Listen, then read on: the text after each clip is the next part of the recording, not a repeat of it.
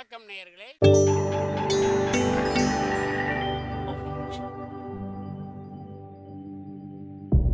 மகிழ்ச்சிக்கோர் தென்கட்சி என்ற அலைவரிசையில்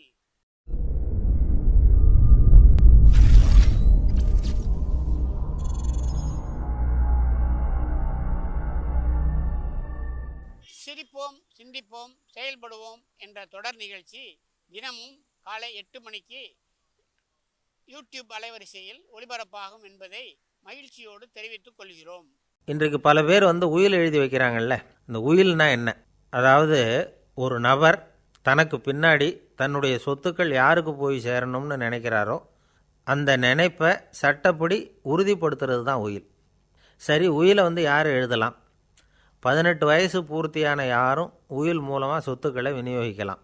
கண் பார்வை இல்லாதவங்க, காது கேளாதவங்க, வாய் பேச முடியாதவங்க, இவங்கெல்லாம் கூட உயில் எழுதி வைக்கலாம்.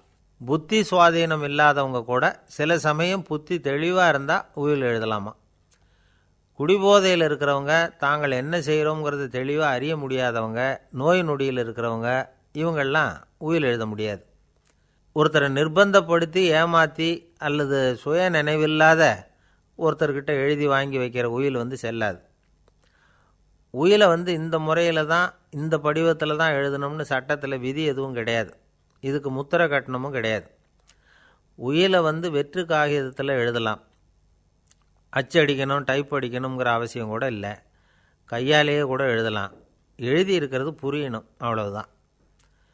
குறைந்தபட்சம் 2 சாட்சிகளை வச்சுக்கிட்டு உயில் எழுதுகிறவர் அதில் கையெழுத்து போடணும். கையெழுத்து போட தெரியாதுன்னா இடது கை பெருவிரல் ரேகை வைக்கலாம். உயில் சாசனத்துக்கு சாட்சிகள் கையெழுத்து இல்லைன்னாலும் அது செல்லாது. அப்புறம் ப்ரிவிலேஜ்டு வில் அப்படின்னு இருக்குது. அதுக்கு மட்டும் சாட்சிகள் தேவையில்லை. அது என்னென்னா, இந்த விமானப்படை, கப்பல் படை அல்லது யுத்தத்தில் பணிபுரியும் நபர்கள் அவங்கெல்லாம் இருக்கிறாங்க இல்லையா, அப்படிப்பட்டவங்க எழுதுகிற உயில் அது. அதுக்கு சில விசேஷ சலுகைகள் உண்டு. ஒருத்தர் முதல்ல ஒரு உயில் எழுதி வைக்கிறார், அதுக்கப்புறம் மனசு மாறி போகுது, அது வேணாம்னு நினைக்கிறார், ரத்து செஞ்சுடலாம். அதுக்கப்புறம் வேறு உயிலும் எழுதலாம். உயிரோடு இருக்கிற வரைக்கும் எத்தனை தடவை வேணும்னாலும் உயில் எழுதலாம். கடைசியாக எழுதப்பட்ட உயில் சட்டப்படி சரியாக இருந்தால் அதுதான் அமலுக்கு வரும். சரி, எழுதுகிற உயிலை ரகசியமாக வச்சுருக்கிறது எப்படி? இது ஒரு கேள்வி.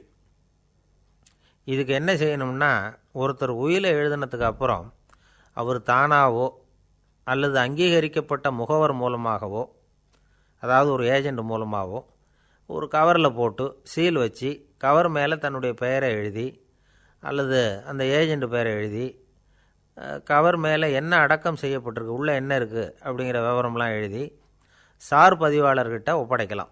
இதுக்கு கட்டணம் உண்டு. அதுக்கப்புறம் எப்போ தேவைப்படுதோ அப்போ ஒரு மனு கொடுத்து அந்த கவரை திரும்ப வாங்கிக்கலாம். இப்போ எழுதுகிற உயிலை இவ்வளவு நாளுக்குள்ளே பதிவு செய்யணுங்கிற கால வரையறை உண்டா அப்படின்னு ஒரு கேள்வி வரலாம் இல்லையா? எப்போ வேணும்னாலும் பதிவு செய்யலாம். நம்மால் ஒருத்தர் ஒரு நாள் ரொம்ப அவசரமாக வந்தார்.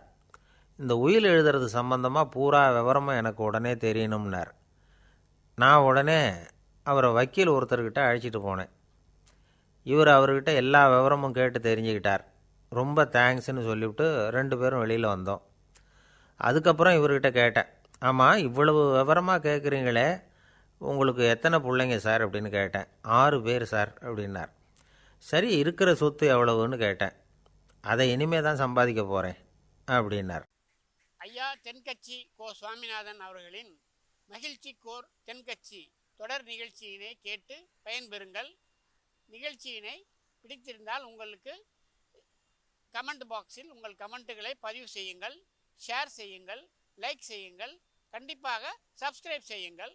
நன்றி, வணக்கம்.